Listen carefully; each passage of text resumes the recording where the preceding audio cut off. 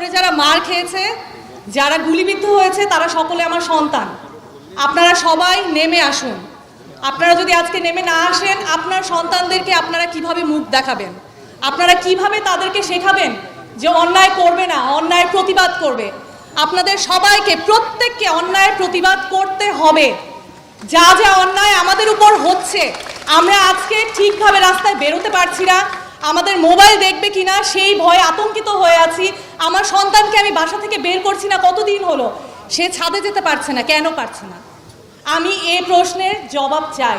আমি আমার সন্তানকে নিয়ে পার্কে যেতে চাই, আমি আমার সন্তানকে নিয়ে আমার ক্যাম্পাসের পথে পথে হাঁটতে চাই। আমি কেন পারছি না?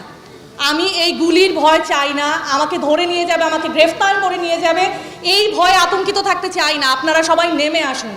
আপনারা এতদিনে আপনারা দেখে ফেলেছেন যে একত্রিত হলে সেটার জোর আসলে কত। আপনারা স্টুডেন্টদেরকে ছাড়িয়ে নিয়ে এসেছেন, আপনারা দেখেছেন অন্যায়ভাবে যে নাবালক শিশুটিকে ধরে নিয়ে যাওয়া হচ্ছে, তাকে ছেড়ে দেওয়া হয়েছে শুধুমাত্র আপনারা সবাই একত্রিত হয়েছেন বলে। আপনারা সবাই বেরিয়ে আসুন, রাস্তা থেকে, ঘর থেকে রাস্তায় নেমে আসুন। আপনারা সবাই মুঠিবদ্ধ হন, একসাথে আপনারা একত্রিত হন, মুঠিবদ্ধ করুন। আপনারা আপনাদের প্রতি যত অন্যায় হয়েছে সেগুলোর দাবি আপনাদের অধিকার আদায়ের দাবি নিয়ে নেমে আসুন রাস্তায়। আপনারা আপনাদের প্রত্যেকের এইখানে যতভাবে অন্যায়, শোষণ, দমন, পীড়ন যা যা হচ্ছে সেগুলো সব কিছুর বিচার আমরা চাই। আমরা চাই একটা নিরাপদ পৃথিবী আমাদের সন্তানদের জন্য। ধন্যবাদ।